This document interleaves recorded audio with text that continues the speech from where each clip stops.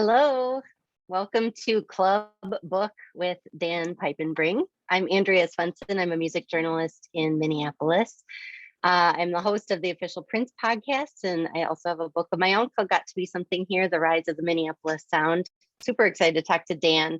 I have a couple of housekeeping notes and a little bit of an introduction before we bring him out, though. Before I introduce Dan, allow me a moment to tell you about this series that is bringing him to us. Club Book is a program of MELSA, which is the Metropolitan Library Service Agency, made possible through Minnesota's Arts and Cultural Heritage Fund and coordinated by Library Strategies, part of the Friends of the St. Paul Public Library. Carver County Library is the co-organizer of this evening's talk. Thanks also to our partnering bookseller, Red Balloon Bookshop. A purchase link to The Beautiful Ones will be available in the comments section of this live stream feed. You can have it shipped. You can pick it up at their lovely store in St. Paul, or if you're local, they will even deliver it personally to your door. One final housekeeping note, also in the comments tonight, you'll see a survey link. Nelsa would greatly appreciate hearing what you think of this Club Book program. It's quick and easy. Now for our featured event. It practically goes without saying that Prince was one of the most original, accomplished, and beloved musicians of our time. He was also one of the more enigmatic. In early 2016, he approached Dan Piepenbring, the 29-year-old editor of a literary magazine, the Paris Review, about collaborating on his memoir. Prince envisioned the project as a way to reveal more of himself to his legion of fans. His untimely death that April left Piepenbring with a dilemma: abandon the book project or complete the manuscript in a way that realized Prince's intentions for the memoir. Piepenbring reconceptualized, completed, and published The Beautiful Ones 2 years ago now in 2019. In one of a host of glowing reviews, Variety said of this #1 New York Times bestseller, The Beautiful Ones bring so much new information to light that it's hard to imagine anyone being disappointed. Dan Piepenbring is also co-author with Tom O'Neill of Chaos, Charles Manson, the CIA, and the Secret History of the 60s. Dan, welcome. Hello. Thank you for having me, Andrea. So nice to see you again. Yes, I'm sorry it's not in person. I think it was almost 2 years ago to the day that you and I talked about this very book on stage at Paisley Park in Chanhassen. And if you had told me then that in 2 years' time, we would basically not be allowed to meet in person because there would be a dangerous virus, I don't think I would have believed you. I probably would have said you were insane. But here we are. This is actually the longest I have been away from Chanhassen since I first went there in 2016. And about a month ago, I saw that it was making a slew of headlines because Money Magazine had named it the best place in America to live. And that brought a huge smile to my face. And I thought it was very fateful that we were doing this event so soon after that. And of course, that brought a lot of attention to Paisley Park too, which I like to think is the real reason it's #1.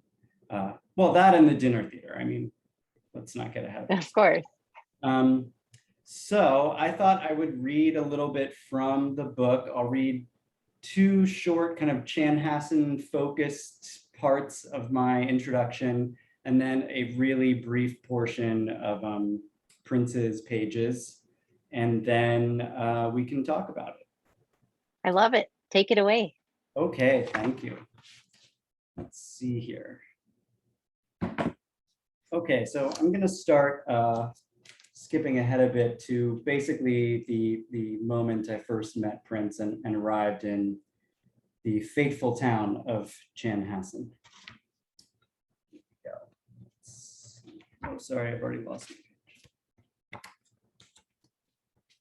In a 1996 interview with Oprah, Prince explained why he stayed in Minnesota when most of his peers favored life on the coasts.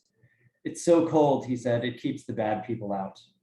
Sure enough, there was an entrenched layer of snow on the ground when I landed, and it wasn't just the bad people who were away. Hardly anyone seemed to be around at all. Prince's driver, Kim Pratt, picked me up at the airport in a big black Escalade wearing a plastic diamond the size of a ring pop. "Sometimes you gotta fem it up," she said. My meeting at Paisley Park was still hours away. No one seemed to know when exactly. So Kim dropped me off at the Country Inn and Suites, an unremarkable chain hotel in Chanhassen that served as a de facto Paisley substation. One of Prince's aides told me that he'd lived there for so many years that he'd apparently broken the recumbent bicycle in the hotel's fitness center. Apparently, Prince had paid for enough rooms there to have bought the place 4 times over. I was on call, quote, until further notice. I felt like I was joining a long and august line of people who'd been made to wait by Prince, people who had sat in rooms in the same hotel, maybe in this very room, quietly freaking out just as I was quietly freaking out. I turned my television on. I turned the television off. I had a mint tea. My room looked out onto sun-bleached shingles, a pine tree, and a disused ladder. Since I knew that photography was strictly verboten at Paisley, I took a picture of this view instead. And if anyone wants to see it, just put a note in the chat. I'll send it to everyone. Around 6:30, Kim texted me to let me know that she was picking me up. P, everyone in the Paisley sphere called him P, I would discover, was ready to see me. The sun had set, so my first glimpse of Paisley came under cover of darkness. From the outside, it's disconcertingly unassuming. It was illuminated by purple sconces when Kim drove up to it, but even so, I would have believed that it was the regional headquarters of a defense contractor or a showroom for co-extruded plastic products. There was almost nothing around it. I had never fully appreciated how isolated it was. I confessed to Kim that I was nervous, that my heart was racing. She laughed it off. "You'll be fine," she said as she parked in front of the complex. My right hand was freezing, mindful of the fact that Prince might soon be shaking it. I sat on it to warm it up.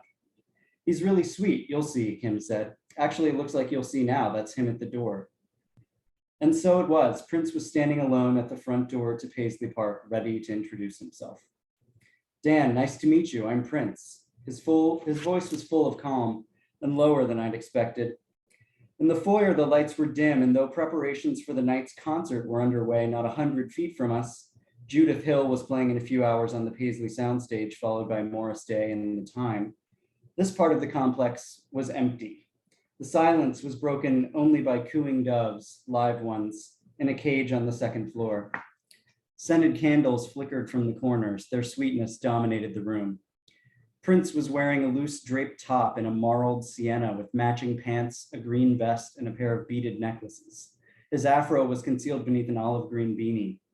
The sneakers he favored in his final years, white platforms with light up lucite soles, flashed red as he led me up a short flight of stairs and across a small skyway to a conference room. "Are you hungry?" he asked. "No, I'm okay," I said, though I hadn't eaten since morning. "Too bad," Prince said, "I'm starving." I winced. We'd exchanged fewer than a dozen words and already we were out of alignment. In the conference room, his trademark glyph was etched into a long glass table. Toward the back, a heart-shaped couch sat beside a fern. On the vaulted ceiling, a mural depicted a purple nebula bordered by piano keys. Prince sat at the head of the table and told me to take the seat next to him, a bit of instruction he always offered, I'd later notice. "Sit here." He gave the impression of someone who'd grown accustomed to choreographing the space around him. "It smells good in here," I said. "Yeah, I like candles," Prince said. First things first, had I brought a copy of my personal statement? He wanted to go over it together. I hadn't, but I could read it from my phone if he wanted. I fumbled for it in my pocket, fearing that I was already in over my head. I knew Prince did not suffer phones gladly. Mine had a cracked screen, which I hope would endear me to him. I cleared my throat and began, "When I listen to Prince, I feel like I'm breaking the law." "Now let me stop you, Prince. Let me stop you right there," Prince said. "Why did you write that?" It dawned on me that he might have flown me all the way out to Minneapolis just to tell me that I knew nothing of his work. "The music I make isn't breaking the law to me," he said. "I write in harmony. I've always lived in harmony, like this." He gestured at the room, the candles. He asked if I've heard of the devil's interval or the tritone, a combination of notes that created a brooding, menacing dissonance. It reminded him of Led Zeppelin. Their kind of rock music, bluesy and harsh, broke the rules of harmony. Robert Plant's keening voice, that sounded law-breaking to him as a kid, not any of the music that he and his friends made. Prince was serious about this, even grave. I tried to make a joke about how some songs might qualify as misdemeanors while others were capital crimes. He remained stone-faced. Okay, we were off to a frosty start. Behind his sphinx-like features, I could sense his skepticism about me. I tried to calm my nerves by making as much eye contact as possible. Though his face was unlined and his skin glowing, his eyes betrayed trace elements of fatigue. It came and went, but it was there, a glassiness, a fleeting restlessness. I kept reading my statement. To my relief, much of it sat better with him than the first lines had. We spoke a lot about diction. Prince had developed fastidious ideas about which words belonged in his orbit and which did not. Certain words don't describe me, he said. There were terms bandied about in the white critical establishment that demonstrated a complete lack of awareness of who he was. Actually, all the books about him were wrong because they embraced these white critical terms, he said. Alchemy was one. When writers ascribed alchemical terms to his music, they were ignoring the literal meaning of the word, the dark art of turning metal into gold. He would never do something like that. His object was harmony. He reserved a special ire for the word magical. I had used some version of it in my statement. Funk is the opposite of magic, he said. Funk is about rules. It was human, the result of work and sweat. There was nothing magical about it. Now I will skip ahead to Prince's pages, just so you can have a taste of them. And these were handwritten and are reproduced in the book in his handwriting, which is truly lovely to behold. My mother's eyes. That's the first thing I can remember. You know how you can tell when someone is smiling just by looking in their eyes? That was my mother's eyes. Sometimes she would squint them like she was about to tell you a secret. I found out later my mother had a lot of secrets. My father's piano. That's the first thing I remember hearing. As a younger man, his playing was very busy but fluid. It was a joyous sound. The eyes and ears of a songwriter can never get enough praise. The way things look and the way things sound when conveyed lyrically can give a song space and gravity. Of course, to this writer, there was nothing more beautiful than his mother's eyes, but why? One of the reasons is how playful they were, the fun and mischief they promised. There were two princes in the house where we lived, the older one with all the responsibilities of heading a household, and the younger one, whose only modus operandi was fun. Not just any run-of-the-mill childhood board game fun, but fun with a wink attached. My mother liked to wink at me. I knew what a wink meant before I knew how to spell my name. A wink meant something covert was going on, something special that only those who were in on it could attest to. Sometimes when my father wasn't playing piano, he'd say something to my mother and she would wink at me. She never told me what it meant, and sometimes it would be accompanied by a gentle caress of her hand to my face. But I'm quite sure now this is the birth of my physical imagination. An entire world of secrets and intrigue, puzzles to solve, and good old-fashioned make-believe, a place where everything, for a change, goes your way. One could get used to this. Many artists fall down the rabbit holes of their own imaginations and never return. There have been many who decry this as self-destruction, but I prefer the term free will. Life is better lived. What path one takes is what sets us apart from the rest. Those considered different are the ones most interesting to us. A vibrant imagination is where the best songs are found. Make-believe characters wearing make-believe clothes all together, creating memories and calling it life. My parents were beautiful. To watch them leave the crib dressed up for a night on the town was one of my favorite things to do. Even though my mother was walking funny when she came home, it was all worth it to me just to see them happy. Whenever they were happy with one another, it was all right in the world. Thinking back, my father's mood used to change instantly whenever my mother was dressed up. She craved attention, and he gave her plenty of it when she was sharp. Of all the family, friends, and relatives, my parents were the sharpest. No one could accessorize like they could. My mother's jewelry, gloves, and hats all had to match. My father's cufflinks, tie pins, and rings all sparkled within the sharkskin frame of his suit. My father's suits were immaculate. There were so many of them. Every shirt had a corresponding tie to go with it. My favorite were the arrowhead style that rested just under the collar. Matter of fact, my father always outdressed my mother. Maybe there was a secret contest going on that we weren't aware of. She never gave me the wink on that. And I'll stop there. It's really lovely to listen to you read his writing out loud. It occurs to me I've never really experienced it that way. I haven't listened to the audiobook it just kind of hits a little differently when you can hear the words the way they sound out loud. Yeah. The audiobook version, they got a number of different people to read it. And it came out really well. I was so nervous because so much of the book is visual. It's a lot of photographs, but actually since the pandemic, I've had a lot of people write to me and say that they've heard the book in its audio version and that they really enjoyed it, which is kind of fitting for a musician, you know? I think it's so telling that music is so deep in him that there's a kind of musicality to those sentences that comes out no matter who is reading them. It's really special. Absolutely. Yeah. And I was thinking about how we don't usually first experience any of Prince's words in the written form. Usually we hear them first in a song, and there's something natural about hearing them out loud. So thank you for reading to us. That was really lovely. My pleasure.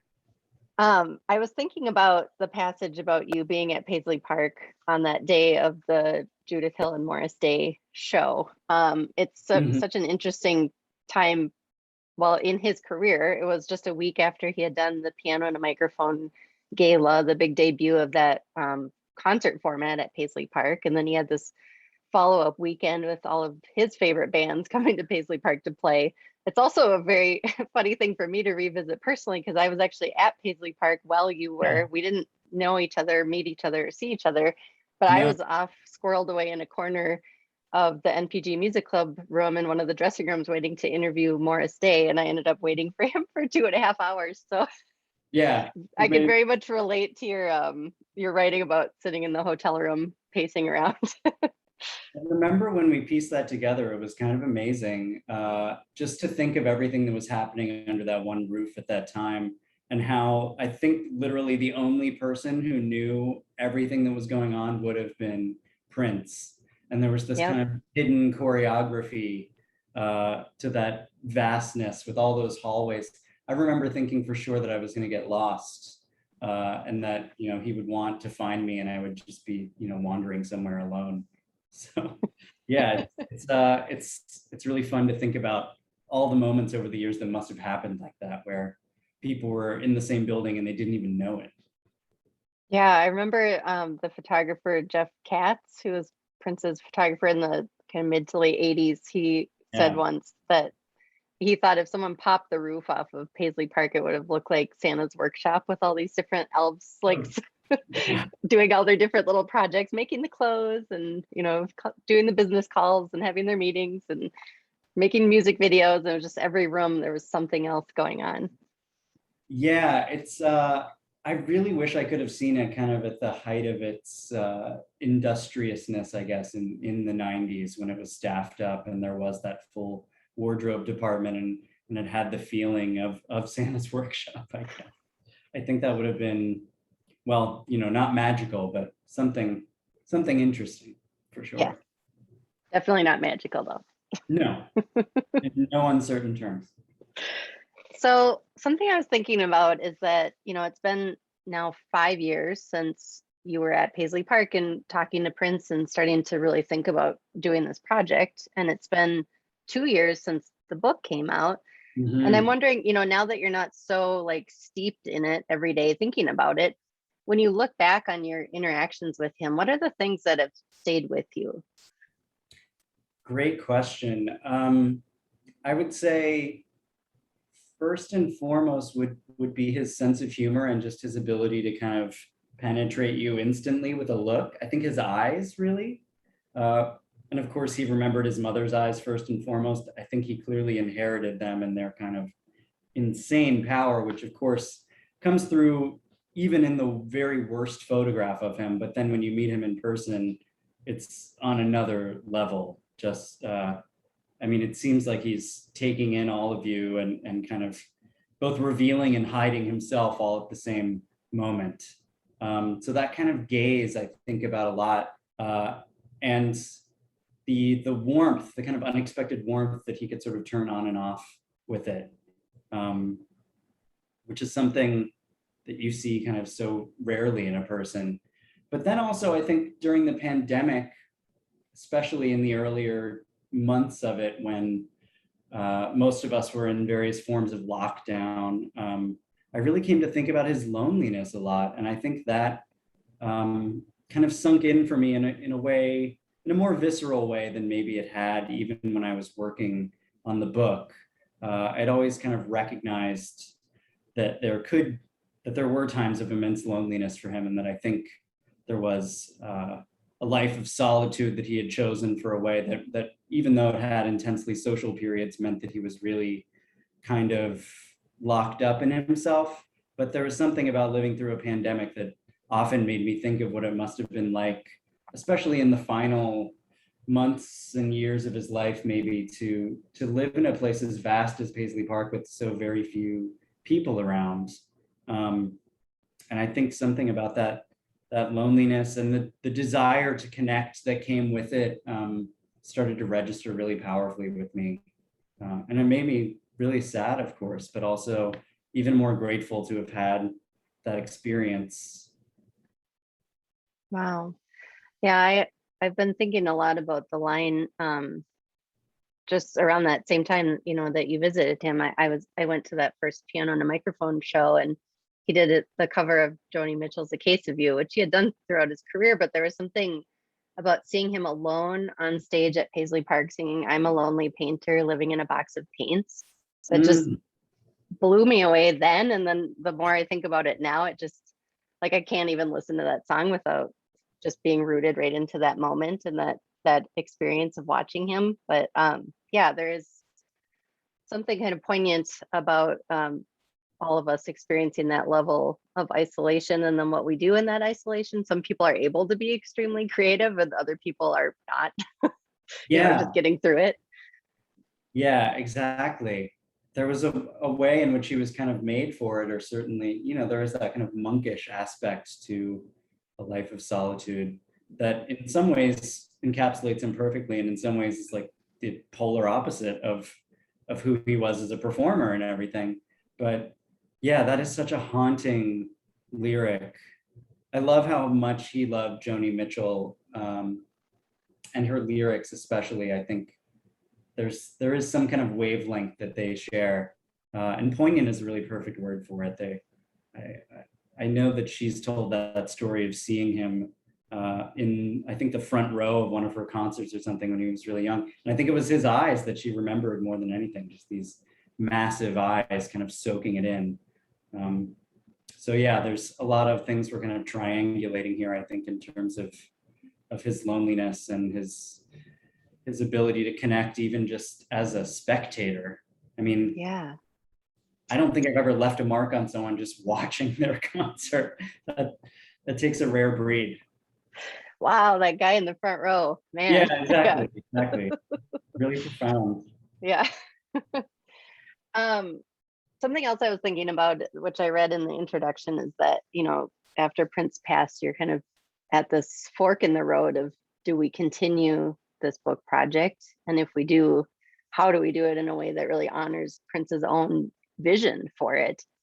And I'm just curious, looking back now, like, if you could reflect a little bit on that moment of, like, how did you press forward, and how did you kind of set like a North Star of, this is the way I want to do it so that it feels true to the conversations that we had together?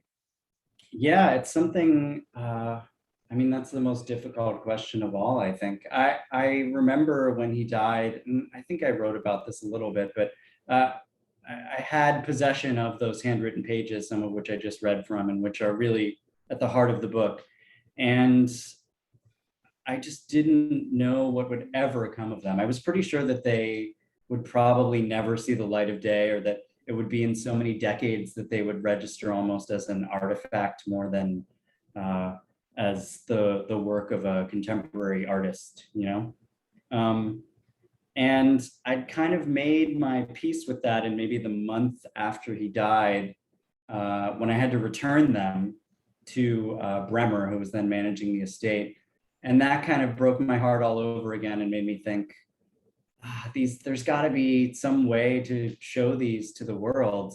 I had pretty much memorized passages of them by that point. And of course, people would always ask me what was in them, how many there were. Most people seemed disappointed, understandably, at how few of them there were. And everyone seemed to be like, well, we really want to read them, but there just seemed to be no fitting way to bring them out. Like you couldn't make a little purple pamphlet or something, that just would not cut it. And you couldn't put them in like a PDF or something. And it wasn't until we went out to Paisley for the first time, and I think June of 2016, so very soon after he had died, my editor and publisher and I, and once I saw everything that was there, that was the first time I think that I was like, okay, there might actually be a way to do this, because there was, to use, I mean, the title of a Prince album, so much chaos and disorder in Paisley at that time, but it was sort of exactly how he had left it. And there was something haunting, but also really revealing and special and kind of energizing about that. Of course, it could be very spooky to wander through a place like that, so kind of loaded with memories and grief at that time. But just the number of times we would turn a corner or find in a drawer or something a photograph or a note or just another trace of that handwriting that's really special, that kind of said to me like, okay, that there's like a thread to be pulled here.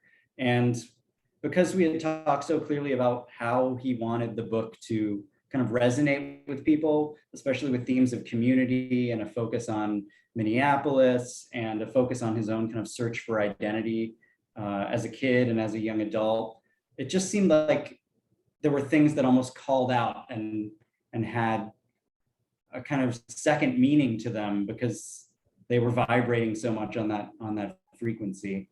And once we found enough of those, I was like, okay, there is a way to kind of embrace the unfinishedness of this book. It's not ever going to be what it could have been or maybe even should have been, but it can kind of celebrate the fact that it's broken in a way and that there are all these fragments that in a very mysterious but kind of tangible way point you toward the same trajectory that his mind was on in those last months. And I really had not looked through it for much of the pandemic until a few weeks ago, kind of starting to prepare for this event. And I was really happy to see that I kind of had to put the puzzle together again myself in a way. And I was like, oh, it does sort of do the thing it needs to do. It is like, someone compared it to like a broken ceramic where you're kind of having to paste it back together yourself. And that is sort of the feeling you get when you read it. And I think there's something effective and ultimately sort of princely about that, I hope. So that was our thinking anyway. But I mean, there's so many posthumous, there's so many problems that come with posthumous publication that I think there's no easy or even necessarily ethical way to know that you've done the right thing. I see we have some questions coming in, which is great. Yeah. I invite you to continue submitting questions. I have one more of my own, and then I'll start working in some of the questions from the audience as well. Sure. So thinking about the actual like writing process for you of writing the foreword, which ends up being, a big portion of the book that we get to read. I was thinking about the line from Prince where he says it would be dope if towards the end our voices started to blend.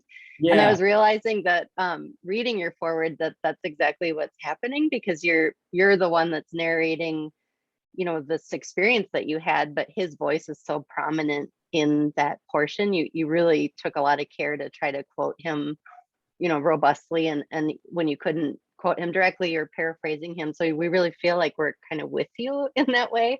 I'm just wondering, like from a writing style standpoint, like how did you decide on the kind of tone and voice of your section that you wrote? Yeah, good question. Well, I used my very favorite writerly tool, which is procrastination, which I find is kind of the secret to unlocking whatever part of your brain you need to disgorge. I don't know if you've found this as well in your own writing, but the more you put it off, the more genuine it's going to be when it comes out. Like I need to put that kind of pressure on myself to figure out what I have to say. So I tried various iterations of it when it wasn't just about do. And they always felt a little false or kind of forced or trite in a way. And the problem actually was that there maybe wasn't enough of me in them, and that I wasn't bringing across just how surreal it felt to be in that situation and to hear those things from Prince. And the very comment you just spoke of when he said that he wanted our voices to mix, I think it really did sort of unlock that to me. And I had to be like, it's okay if I talk about how I felt about this. It's okay if this ends up being a little mini memoir within a memoir, because as long as I'm not larding it with cliches about like the starry-eyed fan experience and being true to what my experience was, I think that's going to help people kind of navigate what Prince was saying and the kind of meaning of his desire to write this book at all. So yeah, that and waiting until the very last minute really just did the trick. Yeah. That's very familiar to me. Okay, first question. Are there more than 28 pages that Prince submitted for his memoir? Are you holding anything back from us, Dan? Oh yeah, no, I'm not. I very much wish that there were more than those. And I still harbor probably misplaced dreams that there is like a cache of quasi autobiographical or diaristic writing that Prince has done that no one has found. That's kind of like my ultimate fantasy. But we went through Paisley pretty thoroughly, and then of course the estate began a more proper inventory of everything that they found, and nothing really shook out like that. There were lots of fragments and of course tons of song lyrics for just about everything he ever wrote, released or unreleased.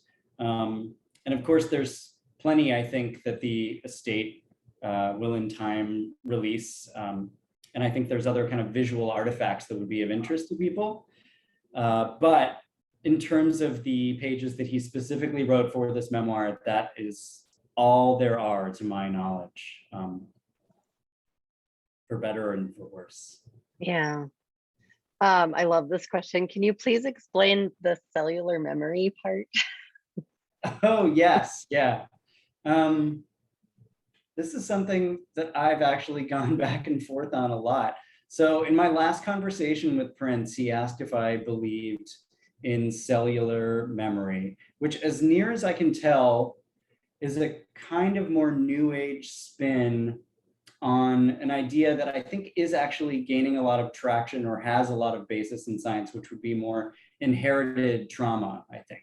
So this idea that if previous generations of your family or your ancestors have gone through some kind of pain or suffering, that in some genetic way, it leaves a mark that can be traced, however obliquely, into your own body.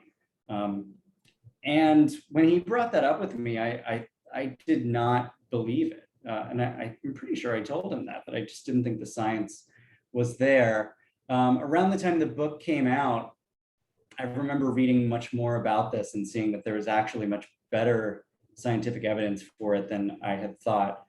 Could I tell you what any of that is now? No, I certainly couldn't. But I think I remember being convinced and feeling like, he did it again. You know, he's like pulling one over on me even now, because I do think there is a lot of power and truth to that notion. I think it probably can be borne out differently by everyone, but I think that in some way, whatever it is that we're kind of saddled with psychologically, has a lot to do with things that go back for many generations. I'm not sure how literally he meant that exactly, but I think it carried a lot of weight for him, specifically because of his mother and father and the tough lives they had lived and the tough relationship that they had together, that kind of conflict in an almost Freudian or psychoanalytic way was sort of being lived out through him. And I really think that it was the defining conflict of his life in a lot of ways. So yeah. I don't know if that really answered that question at all, but that's what I got out of cellular memory. Someone asked, what was your experience in Melbourne like, considering that the bad news Prince had received about Denise Matthews' Vanity's death while you were there? Yeah, that is one of the, I think every writer or journalist has this kind of, damn it, I really missed an opportunity there kind of feelings. And with Prince, that was it for me. I had just landed in Australia and had gotten into my hotel room and was kind of jet lagged. And I had been furiously Googling Prince basically every hour of every day since I had first met him or had been up for this job. And the one time I hadn't done it was then. And if I had, I would have seen that they had announced that Vanity had died. So when Prince called me and told me that he had gotten some bad news, I didn't know what he meant until after we hung up. And I think if I had been able to say, like, I saw that Vanity had died, he sounded so vulnerable and just so sad and kind of taken aback in that moment. So different from how he had sounded in our first meeting, that I wonder to this day what would have happened if I had just known what he was talking about. He may have simply not wanted to share anything about it, but it almost sounded like he was sort of hoping that I had seen it, or that I could guess it. But I didn't, so he withdrew pretty immediately. And yeah, that's one of those moments that haunts me. And then, of course, to see the way that it ultimately played out in his music that night when he had the piano and a microphone show in Melbourne was very powerful. I think there was definitely a kind of display of grief there that makes that one of the most impressive performances of his that I've ever heard to this day. And the way that he kind of worked in the memory of her into those songs, even using her given name Denise instead of Vanity, which I don't think he had ever really done earlier. It just seemed like he was in this tremendously reflective place that was so much aligned with what he wanted to do with the book that I don't know, there was something there that will always be unresolved. Yeah, you could sense he was in a reflective place aside from that, that the format of the piano and the microphone show and going into this kind of storyteller mode and wanting to do the memoir in the first place. It was, yeah, I've spent a lot of time reflecting on that too. Even, the change in his appearance, growing out the afro again, really reconnecting musically to his early kind of funk rock days coming up in North Minneapolis with Third Eye Girl. It's just like everything was kind of coming full circle. Yeah, absolutely. And you had the good fortune of being at that very first piano and a microphone show. And I think to see him debut that format must have been really beguiling and really kind of mystifying in a way, because it did represent such a change for him. And yeah, I think it makes sense absolutely to view it as a kind of, to view the memoir or the desire to write the memoir as a companion piece to that. Yeah.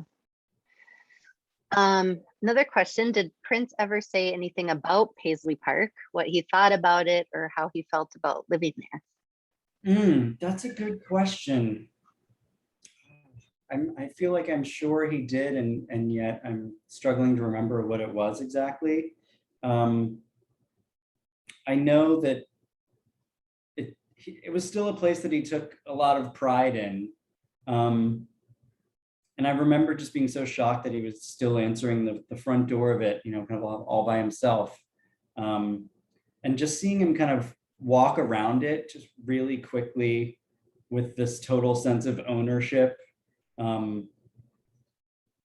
was something I'll never forget. I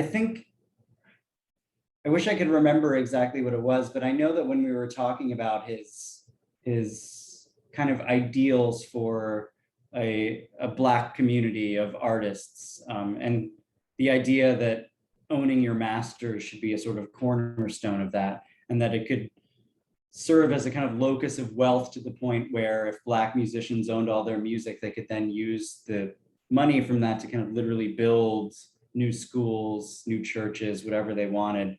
I think that Paisley came up in that context as a sort of emblem of what that could be like, in the same way that he sings about it in the song. There is a kind of utopian vision there. And I think that sort of aligns with this idea of it as a workshop that we were talking about earlier from Jeff Katz. The idea of kind of living and working in harmony in this place that you've built, I think is really special. But yeah, I wish I could answer that question more exactly, but that's kind of all I'm getting at the moment. I remember Morris Hayes told me recently that Prince had envisioned having all of his bandmates live around Paisley Park. Morris actually lived just down the street off of Gilpin, and at one point he was hoping, and I think Larry Graham lived really close to there too. I think at one point he was like, we could all live together, we could have our own, school and our own, whatever we need. And yeah, his mind really went there, like, let's create like an actual community. that makes total sense to me. That's exactly what he wanted the book to inspire people to do. Kind of intentional communities, which harken back to like this really rich and exciting period in the US. And he brought up, of course, Black Wall Street in Tulsa, which, as with so many things that he really cared passionately about, has since become, fortunately, much better known. I think it was the 100th anniversary of the riots this past year. So there's been a slew of great writing about Black Wall Street and that whole fantastic community that, of course, was destroyed by racism. And I thought of him a lot as that moment kind of came and went. But I think that's kind of on the same path of what he was imagining maybe this idyllic community could be like. Yeah. Here's a comment and a question. Thank you for this experience, Dan. I have the book and it's wonderful, so personal. Most of the photos I'd never seen. How did you / Prince, if he had any selections ahead of his passing, decide on which photos to include? And what was it like for you seeing them? Oh, good question. So he did, when he decided to write a memoir, he actually first, before he chose a co-writer, chose an editor. And in true Prince form, he gathered 3 editors around that very same conference table and had that. He just loves the idea of a battle of the bands. And this was like the literary equivalent of a battle of the bands. Like you got your 3 editors, they're all around the same table and no one really knows it, but they're competing for the privilege. And at that meeting, where I really wish I could have been, he did bring out a bunch of photos. And to the best of my knowledge, all of them did end up making it into the book, with one exception, which was the original cover art for 1999. There's a Polaroid of it in the book, but what he brought that day was apparently a much bigger kind of cardboard. It was a really big collage that they had, I think he and the band had maybe made together in some capacity. And after that meeting, it went missing. And I think to this day has maybe not been found, unless it's happened in the past few years, because I really wanted to have more of that in the book. But fortunately, someone had taken a Polaroid of it at some point, and that's in there instead. So that and a lot of the childhood photos that you see in the early pages especially were things that he brought out at that meeting and wanted to have in the book. And the others, a lot of the kind of most vital ones, I think, were in the vault, very carefully tucked away in this one filing cabinet. And when my editor and publisher and I saw those, we just knew right away that they kind of encapsulated everything that he had wanted the book to be about, especially in terms of connecting with his mother and father and his family and depicting the North Minneapolis community. So that was our kind of guiding light in a way. And we also decided pretty early on that we didn't want to, if possible, go outside of the bounds of what he had kept.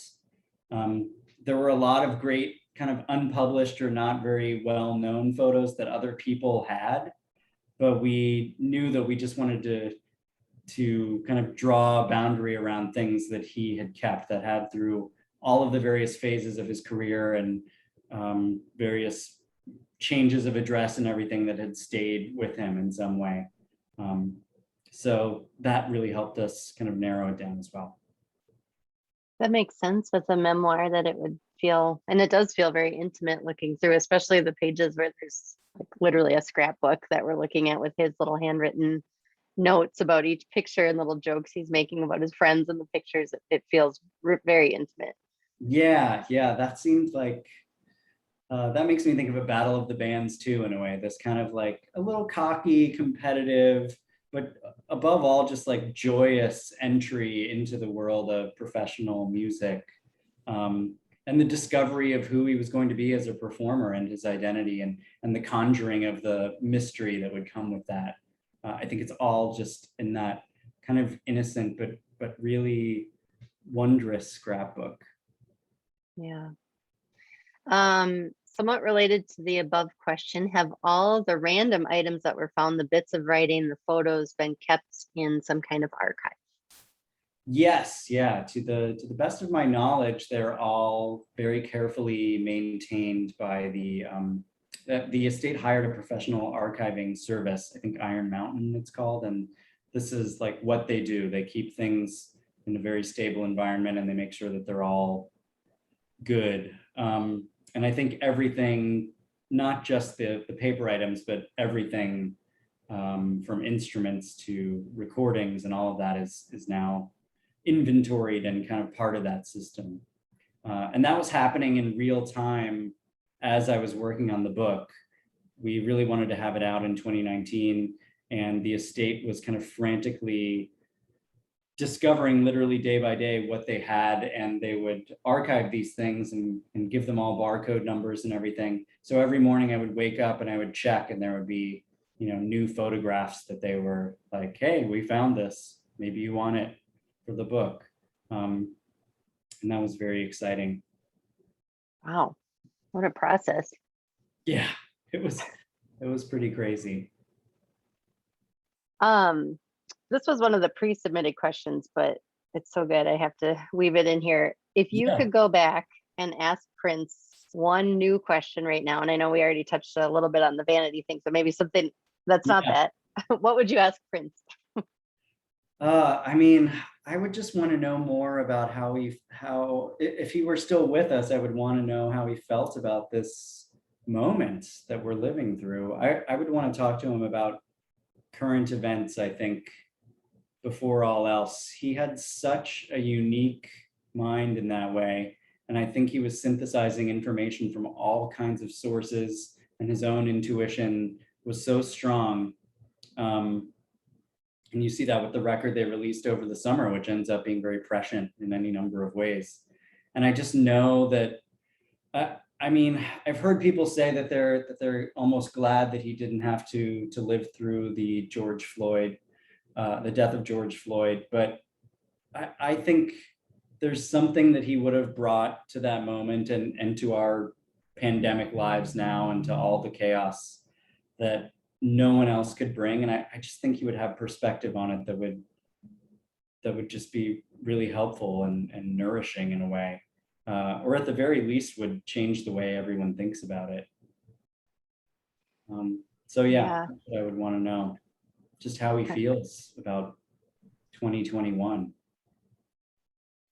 I've thought about that a lot, being in Minneapolis and experiencing the last almost 2 years now of all kinds of events, but specifically the death of George Floyd and the uprising. And I thought about how it mirrored his own experiences as a child, with the unrest in North Minneapolis, and what what he thought about that, and then how it would have related to his experiencing it now. And there's so many things that I wish he had gotten just like slightly further into his writings about, even just like a couple years, so we could get a few more of those details. I know. When at our first meeting, he said that he wanted to write a lot of books, and if he could kind of tap into that prolific energy the same way he did with music, I really think he could have had a small library of them. And his prose style is just so elegant He's very easy to read, even with all the kind of twos and U's and his Princeisms. It's just really a treat to see him in that medium, to encounter him in that medium. And yeah, I think politically, religiously, culturally, he could have, he would, the only thing I know for certain is that I have no idea what he would have said, and it would have been amazing. Yeah. Did Prince tell you why he chose you?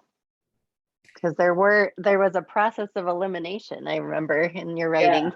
Yeah. He never did. He never said, this is why I chose you, or even that he had chosen me, you know? I mean, that's kind of a hallmark of working with him, from what I gather. You know, you just sort of, you know, you keep showing up. And when he announced the memoir at an event and, you know, introduced me and said that I'd be working with him on it, I was just over the moon, because that was the first time he'd really said it like that, was to announce it.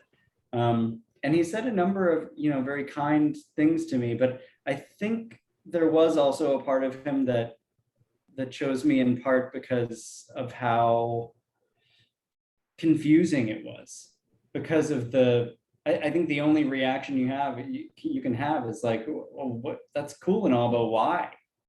And I think getting people to scratch their heads and just kind of almost trolling in a low key way.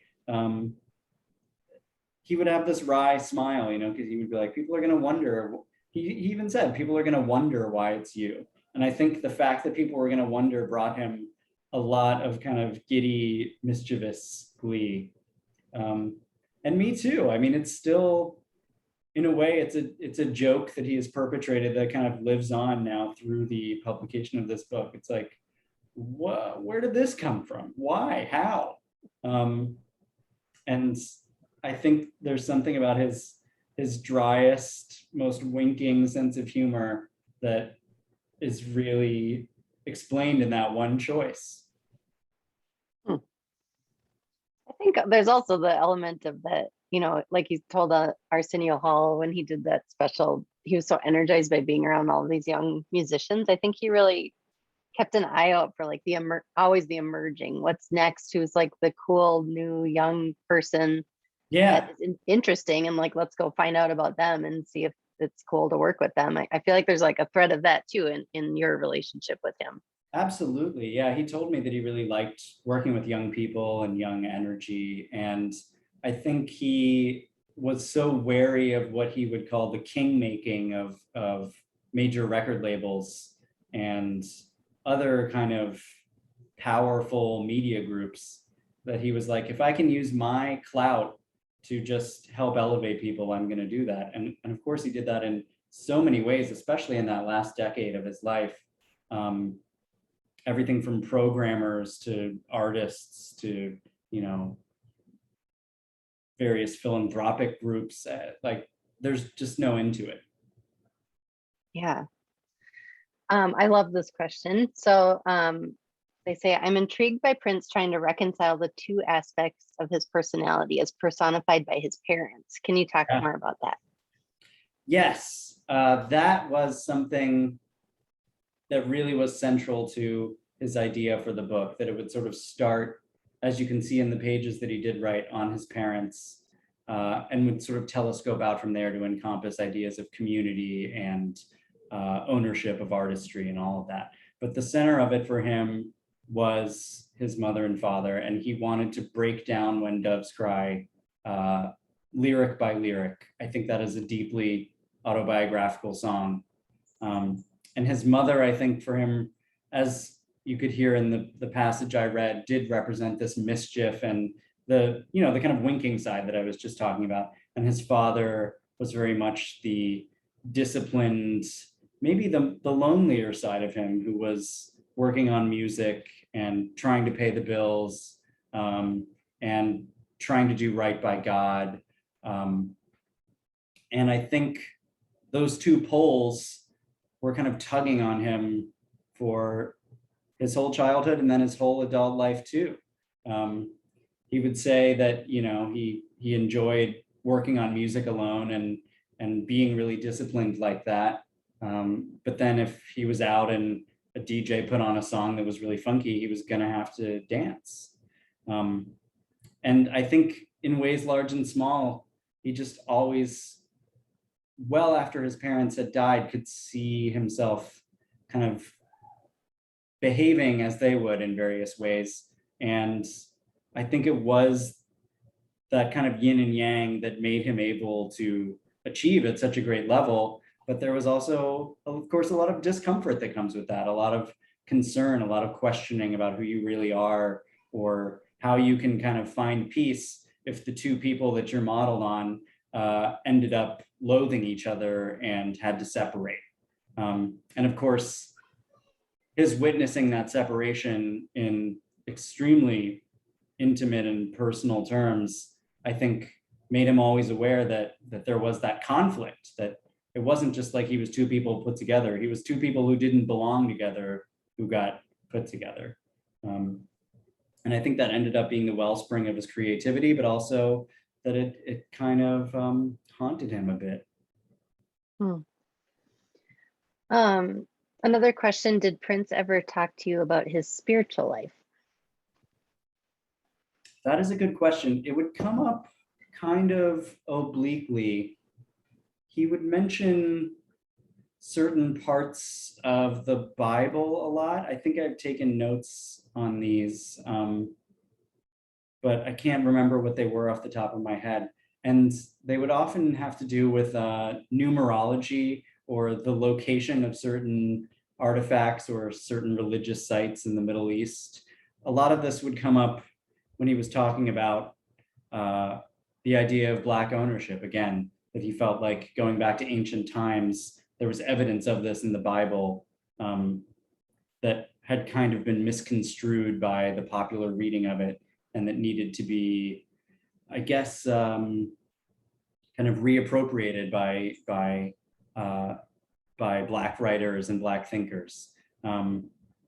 And it struck me that he was still deeply spiritual, but in terms of some of the stories you hear from maybe the earlier 2000s, where he was really inviting people to participate in, full-on religious services with him and stuff, that never really happened. And he never really asked me about my own religious background. It seemed like there was a lot to unpack there, but he was almost holding back on it in a way. I think that was kind of something that we would have gotten to later. And some of that's on me too, because I would never really ask many follow-up questions about those biblical passages. I much more was interested in hearing about his own perspective on his own life, or things like that. I was sort of leery of wandering too far into the spiritual before I felt like the book had been grounded in the facts of his own life. And because those pages that he had written were so focused on those and actually deal kind of cheekily with religion, we ended up staying much more in the kind of Minneapolis of the 70s than the kind of life of the mind and spirituality that we could have gotten into. Oh my gosh, it's already almost 8 o'clock. So there's one more question that I have not read. So we'll make this our last question and then we'll bid you adieu. Okay. So this person asked, Prince was such a private person. Do you think that there would have been a lot that he would not share? That's a great question. I do think there would have been a lot that he didn't share. I think he was such a shrewd kind of showman that he was always going to show you kind of one part of himself. I think he was ready to open up more, and I think things like the piano and a microphone shows prove that. But I do think there was a very guarded, compartmentalized part of himself, and it would have been tough to get him to drop the walls.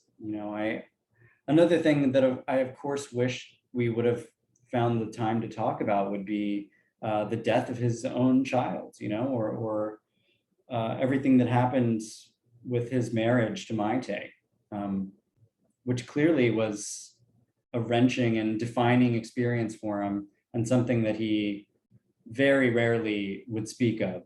And I do wonder, would he have wanted to go there, or would he have shut that down? I think there would have been areas where it certainly would have been tough. And I think maybe that would have been something that he would have put off maybe. But yeah, I do wonder how it would have gone in the kind of later periods if there were things that he really needed to say for the sake of the book and kind of didn't want to say. Right. There's so much I could add and ask you about there, but I think we have to wrap up. Maybe we can continue chatting later. Serious note to end on. Yeah. Well, thank you so much for joining us tonight, and thank you for all that you've done to preserve Prince's memory and his legacy and all of the things that he shared with you.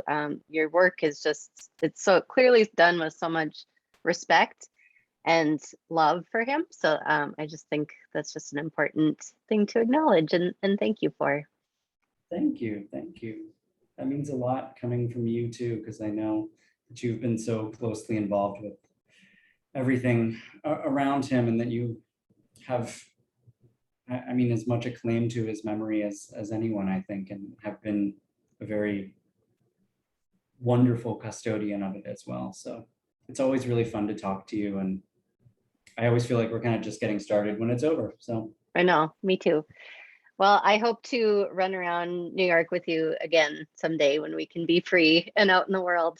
Yes, and I hope to run around Chanhassen with you, or anywhere in the Twin Cities area, which I really do miss. It's been too long. So, well, next time you're here, we'll go to Bunkers and we'll do the whole thing. oh yeah, absolutely. That'll be really fun. Okay, thank you so much. Great. Yeah, thank you. Please join me in the comments thanking Dan, and I have just a little bit of a outro for you. So this has been a virtual presentation of Club Book, a long-running literary series of MELSA made possible by the Arts and Cultural Heritage Fund. Special thanks again to Carver County Library for the part they played in bringing Dan to us. Before you log off, look for Club Book's survey link, which is in the comments and will be projected in place of my video momentarily. Last, consider joining Club Book next Monday for a talk with nationally renowned columnist and speaker Tamara Winfrey Harris. Her latest book is an essay anthology titled The Sisters Are All Right, Changing the Broken Narrative of Black Women in America. This one will be co-hosted by St. Paul Public Library, and as always, it's free. They'll be right here on Facebook Live. Thanks, everyone. Have a great night. Thank you. Good night.